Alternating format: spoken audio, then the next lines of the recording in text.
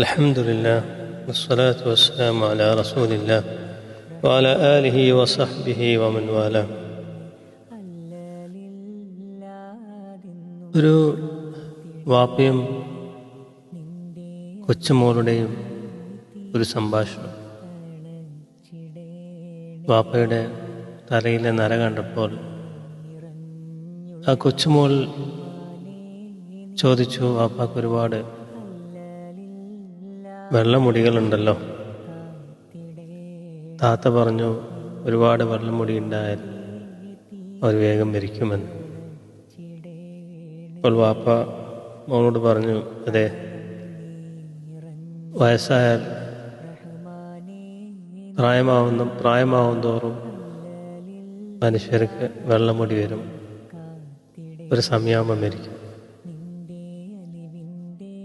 അപ്പോൾ കുറച്ചു നേരത്തെ മൗനത്തിന് ശേഷം ആ ചെറിയ കൊച്ചുമോൾ ചോദിച്ചു, അപ്പോൾ നമ്മളെ വീട്ടിൽ നിന്ന് ആരാണ് ആദ്യം മരിക്കുക? അപ്പോൾ വാപ്പ ഒരു തമാശ രൂപത്തിൽ പറഞ്ഞു, വാപ്പയാണ് ആദ്യം മരിക്കുക. പിന്നെ ആരാന്ന് ചോദിച്ചപ്പോൾ പിന്നെ ഉമ്മാടെ പേര് പറഞ്ഞു. പിന്നെ ആരാന്ന് ചോദിച്ചപ്പോൾ അവളുടെ 2 താത്തമാരുടെ പേര് പറഞ്ഞു. അവസാനം ആ കൊച്ചുമോളുടെ പേര് പറഞ്ഞു. ആ കൊച്ചുമോൾ കുറച്ചു നേരം സങ്കടത്തിലിരുന്ന് കരയാൻ തുടങ്ങി. വാപ്പ ചോദിച്ചു, എന്തിനാ മോള് കരയുന്നത്? അപ്പോൾ പറഞ്ഞു, ഞാനെന്തുകൊണ്ട് രണ്ടാമത്തെ മരിക്കുന്നില്ല, ഞാനെന്തിനാ ലാസ്റ്റ് മരിക്കുന്നത്? അപ്പോൾ ഈ വാപ്പ അത്ഭുതത്തോടെ ചോദിച്ചു, എന്തിനാണ് രണ്ടാമത്തത് മരിക്കണം? അപ്പോൾ പറഞ്ഞു, വാപ്പ മരിച്ചാൽ പിന്നെ എനിക്ക് വാപ്പാൻ്റെ അടുത്ത് വരണം, അതുകൊണ്ട് ഞാൻ വരണം രണ്ടാമത്തെ എന്ന് പറഞ്ഞു. ആ മോള് വാപ്പാനെ കെട്ടിപ്പിടിച്ച് കരഞ്ഞു. ഈ സംസാരത്തിൽ ഒരുപാട് പാടുണ്ട് നമുക്ക്. ഈ ചെറിയ കുട്ടിയുടെ മനസ്സ് സ്നേഹം മാത്രമേ അറിയുന്നുള്ളൂ. അവിടെ മരണമോ ജീവിതമോ ഒന്നുമല്ല വിഷയം. സ്നേഹിക്കുന്ന ആളുടെ അടുത്തെത്തണം, ആ സ്നേഹിക്കുന്ന വാപ്പയുടെ അടുത്തെത്തണം. അവിടെ ഈ ദുനിയാവിൻ്റെ ലൈഫിന് പ്രാധാന്യം കൊടുക്കുന്നില്ല. വാപ്പ എങ്ങോട്ടാണോ പോകുന്നത് അങ്ങോട്ടേക്ക് ഞാനും വരണം എന്നുള്ള ചിന്തയാണ്. നിഷ്കളങ്കമായ ഹൃദയത്തിൽ വരുന്ന ചിന്തകളാണ്. ഈ നിഷ്കളങ്കമായ സ്നേഹം എന്നുള്ളത് വലിയ വിഷയമാണ്. നമുക്ക് അള്ളാഹുവിനോടില്ലാത്ത ആ സ്നേഹം അതാണ്. നമ്മൾ ഭൗതികമായ ലോകത്ത് ഒരുപാട് അടുത്തുകൊണ്ടിരിക്കുമ്പോൾ നിഷ്കളങ്കത നമ്മുടെ മനസ്സിന് ഊരിയെടുത്തിരിക്കുക. എല്ലാ സ്നേഹബന്ധങ്ങളിലും നിഷ്കളങ്കത കുറവാണ്.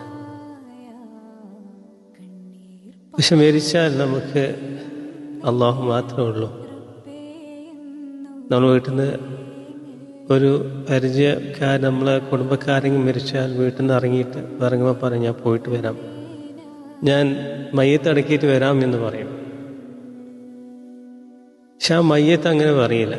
മയ്യത്ത് പോയാൽ വരാൻ കഴിയില്ല. നമ്മളും ഒരു ദിവസം മയ്യത്താവും, പോയാൽ തിരിച്ചു വരാൻ പറ്റില്ല. നമ്മൾ ഏറ്റവും ഇഷ്ടപ്പെട്ട ആൾ പോലും നമ്മൾ കവറിന് മുകളിൽ മണ്ണ് വാരിയിട്ടിട്ട് പോകും. പിന്നെ ഭൗതികമായ ശരീരം ഭൂമിയുടെ അടിയിലെ പ്രാണികൾക്കുള്ള ഭക്ഷണമായി മാറി. പിന്നുള്ളത് റൂഹും അള്ളാഹുന്ന് മാത്രം. നിഷ്കളങ്കമായി അള്ളാഹുവിനെ സ്നേഹിച്ച അള്ളാഹുവിൻ്റെ സ്നേഹം നമുക്ക് അവിടെ അനുഭവപ്പെടും. നമ്മൾ നിഷ്കളങ്കമായി സ്നേഹിക്കുന്ന ഒരുപാട് ഈ കൊച്ചുകുട്ടികളെ പോലെ നമ്മളെ ചുറ്റും ആളുകളുണ്ടാവും. സത്യം അതല്ല. നമ്മൾ ഈ ലോകത്തു നിന്ന് വിട പിരിഞ്ഞ് പോന്നു കഴിഞ്ഞാൽ ഈ ലോകത്തു നിന്ന് അവരെ വിട്ട് പോകുമ്പോൾ തിരിച്ചൊരു മടക്കില്ല അവരുടെ അടുത്തടുത്ത്. ഇപ്പോൾ വീട്ടിൽ നിന്ന് ഇറങ്ങുമ്പോൾ പോയിട്ട് വരാം എന്നതിൽ പോകും. കാത്തിരിക്കുന്ന ഭാര്യ ഉണ്ടാവും, മക്കളുണ്ടാവും, ഭർത്താക്കന്മാരുണ്ടാവും, സ്നേഹിക്കുന്നവരുണ്ടാവും. തിരിച്ചു വരുമെന്നുള്ള ഉറപ്പിലാണ് അവർ പോയിരിക്കുന്നത്. പോയി തിരിച്ചു വരുമോ ഉറപ്പില്ല. ചിലപ്പോൾ വയൽ വെച്ച് മരിക്കാം, ചില മയ്യത്തായിട്ടായിരിക്കും വരിക. യാതൊരു ഉറപ്പില്ലാത്തൊരു ലോകത്ത് ഉറപ്പിന്മേൽ നമ്മൾ ജീവിക്കാം. ആയുസ്സുണ്ട് എന്നുള്ള ഒരു ഉറപ്പിന്മേൽ ജീവിക്കാം. എപ്പോഴാണ് ആയുസ് എടുക്കുക ആർക്കും അറിയില്ല. അതുകൊണ്ട് ആ നിഷ്കളങ്കമായ സ്നേഹം അള്ളാഹുവിലേക്കാവട്ടെ. കാരണം കുറേ കാലം ജീവിക്കേണ്ടത് ഒറ്റയ്ക്ക് ആ മണ്ണിൻ്റെ അടിയിലാണ്. അവിടെ അള്ളാഹു നമ്മളെ കർമ്മങ്ങൾ മാത്രമേ ഉണ്ടാവുള്ളൂ. നല്ലത് ചെയ്യുക, ആരെ കൊണ്ടൊന്നും പറയിപ്പിക്കാതെ മനുഷ്യരുടെ ഇടയിൽ നന്മ ചെയ്ത് അള്ളാഹുവിൻ്റെ അടുത്ത് നല്ലൊരു അടിമയായി ജീവിച്ച് മരിക്കാൻ അള്ളാഹു തൗഫീക്ക് നൽകട്ടെ. ആമീൻ.